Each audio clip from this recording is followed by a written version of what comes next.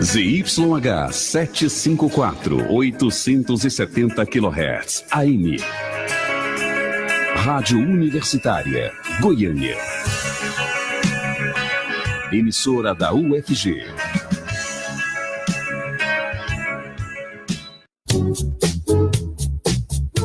Começa agora o Jornal das 6.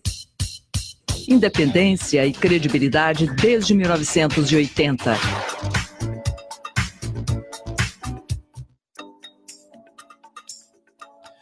Oi, gente, está começando aqui na Rádio Universitária o Jornal das 6. Meu nome é Delfino Curado e fico com você até às 6h30 da noite. Lembrando que o programa vai ao ar pelos 870 AM do seu rádio e também pela internet no site radio.ufg.br. Você pode acompanhar a nossa programação através do aplicativo Minha UFG. Fique ligado. E a gente começa o Jornal das 6 de hoje falando sobre a SEI da Saúde. A comissão aprovou hoje o afastamento da secretária municipal de saúde de Goiânia, Fátima Muruê, e outros 28 indiciados. O prefeito Íris Rezende escapou aí do indiciamento, como mostra a reportagem de Rodrigo de Oliveira. Os vereadores da SEI da Saúde, Comissão Especial de Inquérito, que apurou irregularidades na saúde em Goiânia, aprovaram nesta sexta-feira 28 indiciamentos por crimes de improbidade administrativa, lesão corporal e prevaricação. 11 hospitais foram indiciados por homicídio culposo após a constatação de que as unidades estariam selecionando pacientes para as vagas de UTI e que cidadãos morreram por falta de atendimento enquanto havia leitos ociosos. Os vereadores também aprovaram um pedido de exoneração da secretária municipal de saúde de Goiânia, Fátima Muruê. Os membros da SEI acataram todo o conteúdo sobre irregularidades do relatório final elaborado pelo vereador Elias Vaz, do PSB. Houve divergência, no entanto, em relação a alguns indiciamentos propostos pelo relator. Os vereadores decidiram por 4 votos a 2 retirar o nome do secretário estadual de saúde, Leonardo Vilela, da denúncia referente ao contrato com as OSs para a gestão do materno-infantil e do HGG. Apenas Elias Vaz e Paulo Daer, do DEM, votaram para manter o pedido de indiciamento. A SEI apurou que 28 leitos de UTI são pagos pelo Estado ao IGH, que administra o Hospital Materno-Infantil, mas não são disponibilizados à população. Os vereadores apuraram que o contrato começou com R$ 51.168.000, incluindo 28 leitos de UTI. 6 anos depois, evoluiu para R$ 117.806.000, mais o número de leitos de UTI, que deveria ser de 53, caiu para 25. A SEI da Saúde também observou que em 3 anos, o contrato do governo estadual com o IDETEC, que é a OS responsável pelo HGG, subiu 76%, sem aumento no número de leitos oferecidos. Apesar do contrato prever 40 vagas de UTI, o governo do estado admite que 10 leitos do HGG foram transformados em unidades de cuidados paliativos, com custo inferior ao de um leito de terapia intensiva, mas sem diminuição do pagamento repassado à OS. Também houve impasse nos pedidos de indiciamento do prefeito Íris Rezende por improbidade administrativa. Ele foi responsabilizado pelo relator nos casos da contratação de uma empresa terceirizada, responsável pela gestão da frota da prefeitura, do pagamento irregular de mestrado a 2 servidoras que sequer foram aprovadas para cargos de nível superior, da aquisição de software para a gestão da saúde com dispensa de licitação e ainda por permitir a terceirização dos serviços de raio-x, apesar de a prefeitura ter 7 aparelhos novos ainda na caixa e mão de obra no quadro efetivo de servidores. O relator Elias Vaz defendeu o indiciamento. Segundo ele, ficou claro que o prefeito não só tinha conhecimento de todas as irregularidades, como as autorizou. Durante a votação, Paulo Daer, do DEM, Carlin Café, do PPS e Anderson Salles, do PSDC, apresentaram voto em separado, pedindo a retirada do nome do prefeito entre os responsabilizados. Elias Vaz, Cristina Lopes, do PSDB e Jorge Cajuru, do PRP, foram favoráveis ao indiciamento. O presidente da SEI, Clécio Alves, que é do MDB, mesmo partido de Íris Rezende, desempatou e decidiu pela retirada de Íris da lista de indiciados. Ao final da sessão, o relator da SEI, Elias Vaz, fez uma avaliação dos trabalhos e disse que vai encaminhar o material da comissão para as autoridades competentes. Todas as irregularidades constatadas, as provas, todas serão encaminhadas às autoridades competentes, né, para dar sequência ao trabalho feito pela comissão. Então, será acionado tanto o Ministério Público Federal, Estadual, Polícia Federal, Polícia Civil, né, em alguns casos, Tribunal de Contas. Então, eu acho que isso foi muito importante. Embora a gente tenha aqui tido divergências na questão de quem são os responsáveis, né, que, na minha opinião, teve alguns erros, né, porque eu acho que, até pelo que declarou o prefeito aqui, eu acho que o prefeito foi muito claro em dizer que a responsabilidade era dele, que a secretária só agia sobre a responsabilidade dele, e com relação à questão do secretário Leonardo, por ter assinado os atos ilegais. Então, eu particularmente acho que isso foi um equívoco, na minha opinião, mas isso não vai impedir do Ministério Público, entendendo que eles têm responsabilidade, inclusive faça denúncia contra eles. Então, eu acho que isso que é o fundamental. O fundamental é o que foi apurado, né? Os vereadores foram muito contundentes em relação a isso, né, o que foi apurado, e mais do que isso, os vereadores também foram muito contundentes no afastamento, né, por maioria absoluta, né, quer dizer, foi 5-1, né, a aprovação do imediato afastamento da secretária, que já mostrou que não tem nenhuma condição de continuar à frente da secretaria. De Goiânia, Rodrigo de Oliveira. Trabalhadores terceirizados com salários atrasados protestaram hoje de manhã na porta do Hugo, o Hospital de Urgências de Goiânia. O jornalista Roberto Nunes traz os detalhes. Sem receber os salários de maio até hoje, dia 18, eles denunciam também a falta de insumos para trabalhar e assédio moral. A técnica em enfermagem, Maria do Socorro, esse nome é fictício, disse que os salários estão defasados há 2 anos e que os atrasos no pagamento ocorrem há mais de 3 meses. Ela lamenta que eles sofrem pressão para ficarem calados. E muita gente gostaria de estar aqui no meu lugar agora, falando, reivindicando, só que tem medo de represália. Eu não tenho medo, se eles me colocam na rua, eu vou pra televisão e vou falar também. Me colocou na rua porque eu reivindiquei o meu direito, entendeu? Eu não vou ficar presa assim, igual, tipo, tem muita gente que tá ali só reclamando, fica só falando. Eu não, eu tô aqui, tô reivindicando, tô colocando minha cara aqui. Quem quiser chegar em mim e perguntar por que você fez isso, eu vou falar, porque realmente eu tô precisando. O técnico em enfermagem Paulo César Simão, que trabalha há 4 anos no Hugo, disse que faltam antibióticos e trombolíticos, além de outros insumos para cuidar dos pacientes. Medicamentos como antibióticos, que o paciente não pode ficar em momento algum sem essa medicação, né? Trombolíticos, que têm faltado sempre.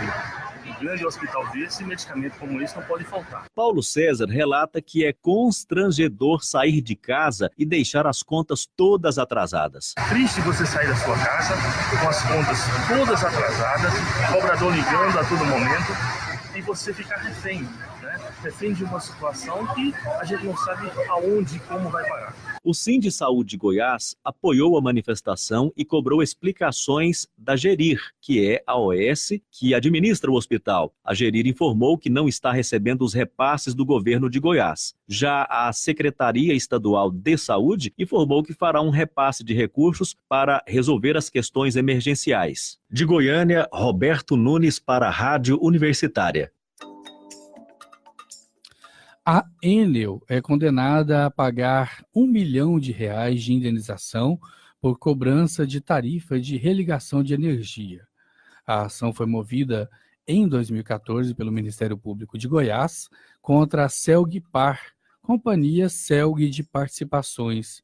A decisão do juiz substituto Átila Naves Amaral, da 11ª Vara Cível, acata parcialmente ação por dano moral coletivo, por motivo de cobrança abusiva realizada pela empresa. Em sentença, o magistrado afirma que a empresa presta serviço sob regime de remuneração e a inadimplência pode determinar o corte do fornecimento. A inadimplência, por sua vez, acarreta ao consumidor o pagamento de juros de mora, multa, mais despesas de regularização dos serviços. Ele entende que a imposição desses acréscimos, mais a cobrança da taxa de religação, traz desequilíbrio à relação contratual mantida entre as partes. O valor arbitrado deverá ser destinado ao Fundo Estadual de Defesa do Consumidor do Procon Goiás. Ainda cabe recurso da decisão em primeira instância. O Eco Resort Quinta da Santa Bárbara foi indiciado pela Polícia Civil por crimes ambientais durante as obras de construção do empreendimento em Pirenópolis. A DEMA, a Delegacia Estadual do Meio Ambiente, fez uma fiscalização no local e concluiu que o empreendimento é de alto impacto ambiental. As investigações começaram depois que denúncias chegaram ao Ministério Público de Goiás. O órgão pediu que a construção do resort fosse suspensa, além de verificar a existência de 5 nascentes na região. De acordo com as investigações, a área não é edificável. Por isso, o delegado Luciano de Carvalho lavrou um TCO, termo circunstanciado de ocorrência, contra o resort, por impedir a regeneração natural e promover construções em áreas não edificáveis. O delegado apontou ainda que o empreendimento não tinha todas as licenças ambientais necessárias para a obra. O advogado do grupo responsável pelo projeto do Quinta Santa Bárbara, Diego Martins Silva do Amaral, diz que muitos pontos levantados pela DEMA não procedem e que a visão da delegacia é apenas uma das visões possíveis dentre todos os órgãos envolvidos.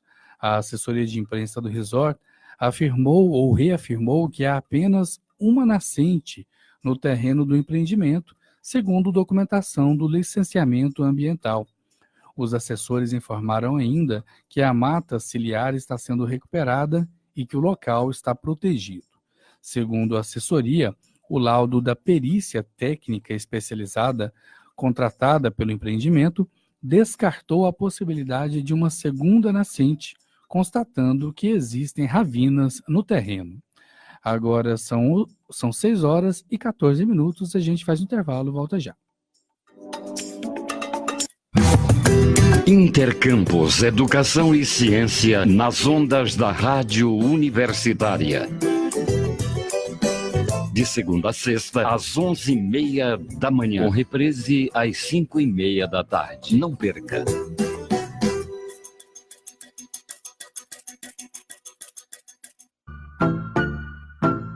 Não compactue com a violência contra a mulher. Não se cale, não se omita, denuncie. Exija seus direitos. Disque 180, um número para o combate à violência contra a mulher. Esta é mais uma campanha cidadã da Rádio Universitária.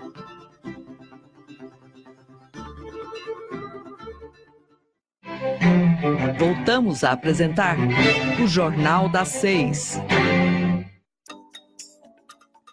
E o IBGE divulgou os dados da PNAD contínua, a pesquisa nacional por amostra de domicílios. O órgão constatou que a subutilização da força de trabalho atinge mais de 27 milhões de brasileiros. Mais detalhes na reportagem de Thaís Araújo. Faltou trabalho para 27 milhões e 700 mil brasileiros no primeiro trimestre deste ano. De acordo com o IBGE, que divulgou dados da PNAD contínua, a taxa de força de trabalho subutilizada no país ficou em 24,7% nos 3 primeiros meses de 2018. Esse conceito de subutilização, ele inclui o número de trabalhadores desempregados, também aqueles desocupados, mas que poderiam estar trabalhando e não estão por motivos variados, e também os subocupados, que são aqueles que trabalham menos do que 40 horas por semana. Bem, olha, Bahia, Piauí, Alagoas e Maranhão apresentaram as maiores taxas de subutilização.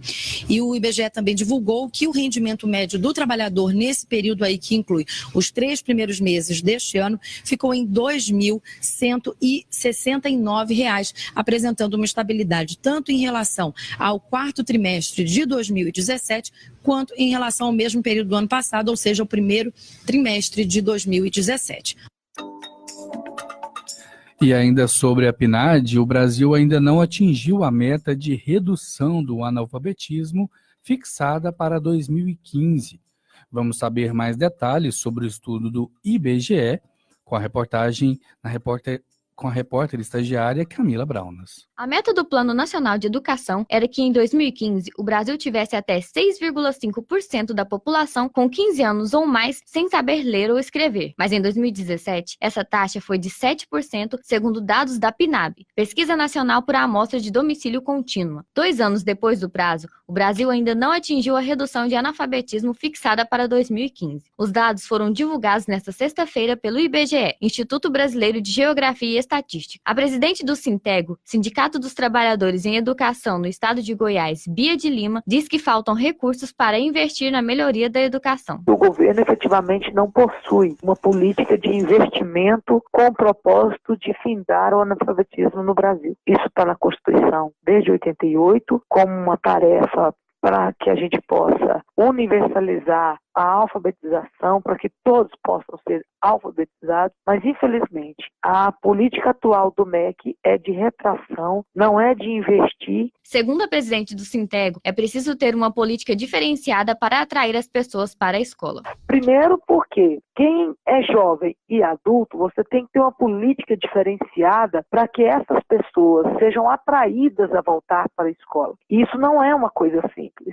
Se não há uma forma de flexibilizar, de construir um outro currículo, de construir uma outra forma de oferecer próximo à sua casa, próximo à sua residência, uma escola que ofereça o ensino de jovens e adultos, essas pessoas não procurarão a escola. De acordo com a pesquisa do IBGE, as populações preta e parda são as mais atingidas por desigualdades raciais e regionais na escolaridade da população brasileira. Bia de Lima analisou pra gente essa questão. A sociedade, ela é uma sociedade excludente. E quem são os excluídos? Pretos, pobres. De onde são as regiões que mais têm oriunda a pobreza? Norte, Nordeste e Centro-Oeste. E, nesse caso, a população negra fica sendo mais atingida, né? Tanto do ponto de vista de não ter acesso a um emprego mais decente, de não ter acesso já, consequentemente, por não ter tido escola, não ter uma escolarização maior, ele já fica sendo discriminado com outras possibilidades da vida. A pesquisa cita também o programa EJA, Educação de Jovens e Adultos, um recurso usado para ajudar na alfabetização da população. A presidente do Sintego chamou a atenção para o fechamento das salas de aula do programa. A EJA tem o direito de ser oferecida, mas é preciso garantir o acesso da juventude a essa escola. Hoje nós estamos vendo o tempo inteiro salas de EJA sendo fechadas, sendo que não diminuiu o número de analfabetos. Então, aonde estão?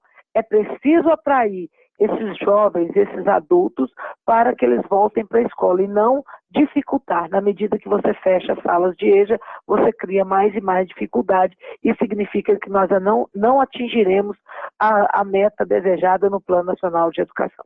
Bia de Lima fala das medidas que devem ser tomadas para mudar os índices de analfabetismo no Brasil. Primeiramente, fazer com que o Brasil possa garantir o que está lá no Plano Nacional, que é investir 10% do PIB na educação. Do jeito que as coisas estão, e principalmente com a emenda constitucional 95, que nós intitulamos de PEC da morte, que o Michel Temer golpista colocou nas costas do Brasil, congelando os investimentos da educação, da saúde por 20 anos, dificilmente nós avançaremos. A perspectiva é de retrocesso, porque no momento em que você congela investimento, você congela também as oportunidades, as possibilidades de crescimento e de chegar um dia a escola a estar aberta, próxima do analfabeto, daquele que de fato precisa, ali no seu bairro, na sua cidade, no seu município. Então, se não há investimento, consequentemente, nós teremos um índice cada vez mais alarmante, mais entristecedor, e para uma sociedade em pouco desenvolvimento. É esse o nosso futuro. O PNE, Plano Nacional de Educação, prevê ainda que o Brasil erradique o analfabetismo até 2024. Camila Braunas para a Rádio Universitária. E olha que legal, na manhã da próxima segunda-feira, os amantes da aviação poderão conferir um batismo de aeronave no aeroporto de Goiânia. Às 9h25 da manhã, chega no aeroporto o primeiro voo de um Airbus A320neo, da Azul Linhas Aéreas. Sempre que uma companhia faz um voo inaugural de uma nova aeronave em um aeroporto que o modelo nunca havia pousado ou decolado, as empresas costumam celebrar aí o momento batizando o avião com jatos d'água. Em Goiânia, a Infraero e o Corpo de Bombeiros farão a festa para a chegada aí do voo da Azul na próxima segunda-feira, às 9h25 da manhã. Com o aumento aí da demanda de passageiros de Goiânia para São Paulo, a Azul resolveu trocar o jato Embraer 195 de 118 assentos para esse A320 Neo, que tem uma capacidade para levar 174 passageiros. De acordo com a Infraero, a entrada de uma aeronave maior no aeroporto Santa Genoveva sinaliza o potencial de demanda que pode ser atingido em Goiânia. No primeiro trimestre deste ano, foram registrados 776.700 embarques e desembarques, um número aí quase 6% superior ao do mesmo período do ano passado. No movimento de aeronaves, foram 15.500 pousos e decolagens nos 3 primeiros meses de 2018, quase 12% a mais que no primeiro trimestre de 2017. E nesta sexta-feira, hoje, dia 18, é comemorado o Dia Internacional do Museu. Os museus hiperconectados são a temática da comemoração desse ano, como mostra a reportagem da estagiária Yasmin Santos. O Dia Internacional dos Museus é comemorado em 18 de maio. Aquela imagem dos museus cheios de objetos antigos, cheio de poeira, não é mais a realidade de hoje. Eles estão se recriando e renovando com seu olhar voltado tanto para os objetos quanto para os visitantes e as novas tecnologias. O Conselho Internacional de Museus, ICOM, escolheu como temática para 2018 Museus Hiperconectados, Novas Abordagens, Novos Públicos. O coordenador intercultural do Museu Antropológico da UFG, Adelino Carvalho, contou um pouco sobre a razão da escolha deste tema. Os públicos de hoje estão cada vez mais exigentes e segmentados, ensejam novas abordagens, especialmente em uma era na qual a internet ampliou demais a produção e o acesso à informação. Então, nós acreditamos que os museus devem apostar em iniciativas que busquem, pela via tecnológica, se hiperconectar aos seus antigos e os novos públicos. Investimentos em digitalização, preservação de acervos, desenvolvimento de sítios web interativos, presença ativa nas redes sociais, o uso de aplicativos e softwares para a mediação são alguns dos caminhos nessa nova trama. Adelino ressalta os sentidos da relação do público com o museu. O tema Museus Hiperconectados, novas abordagens, novos públicos, cria um amplo espectro de caminhos a serem tomados, mesmo com destaque para o aspecto digital. Ressaltamos o papel essencial das relações interpessoais nos museus.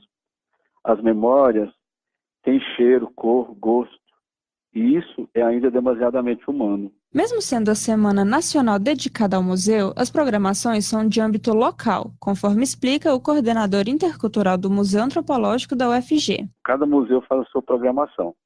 Aqui no Museu Antropológico da UFG temos uma programação muito diversa, claro, de acordo com a temática.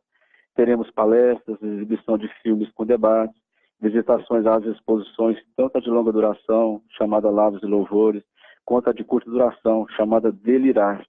Aliás, essa exposição de curta duração Delirarte, ela será aberta hoje ao público, e é uma exposição que contempla a temática, pois foi concebida pelo coletivo Desencuca, um grupo que trabalha com a questão antimanicomial. Lembrando também que dia 18 de maio também se comemora o Dia Nacional da Luta Antimanicomial.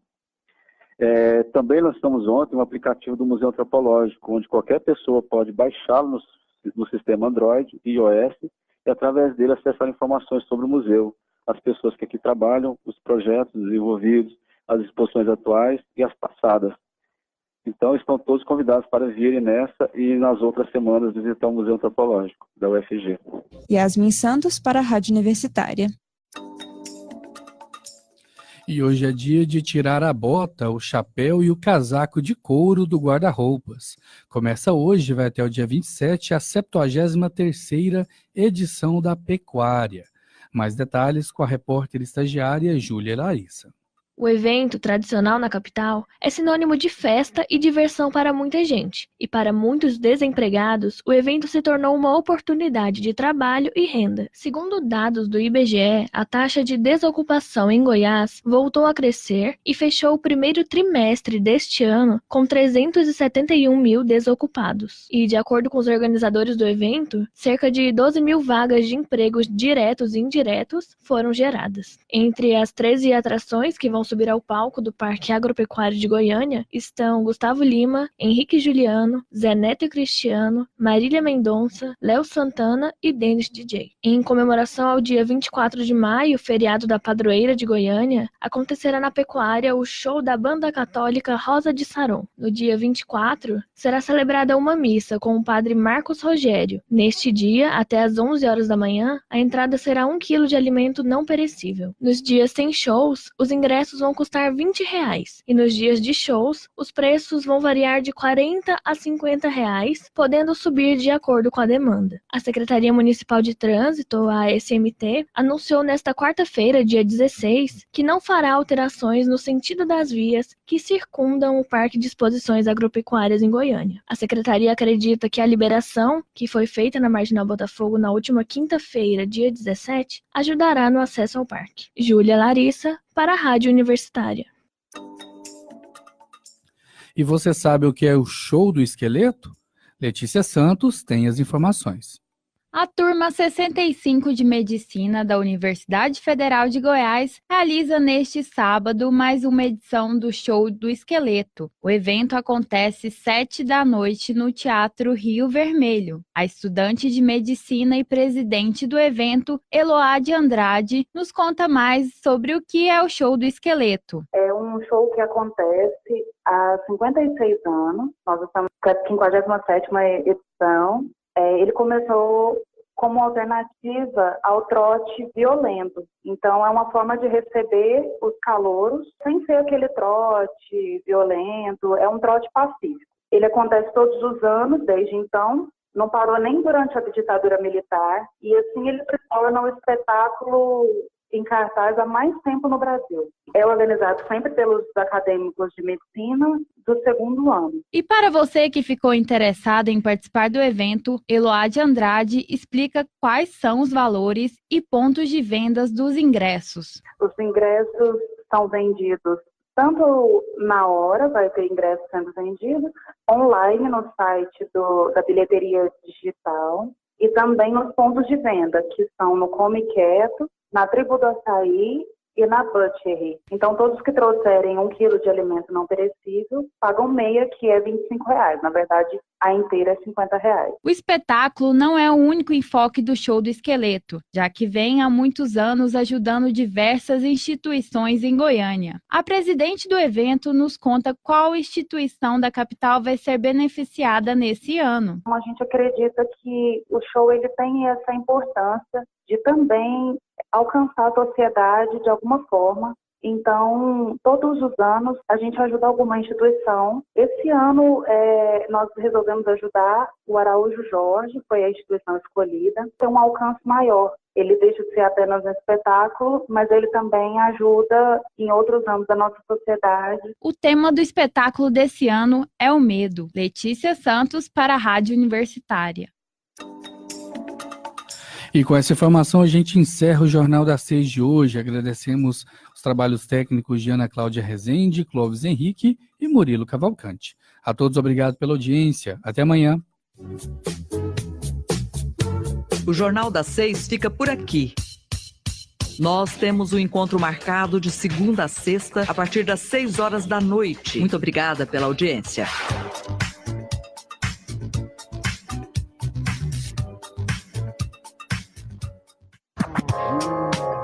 Universitária Goiânia, 870 AM.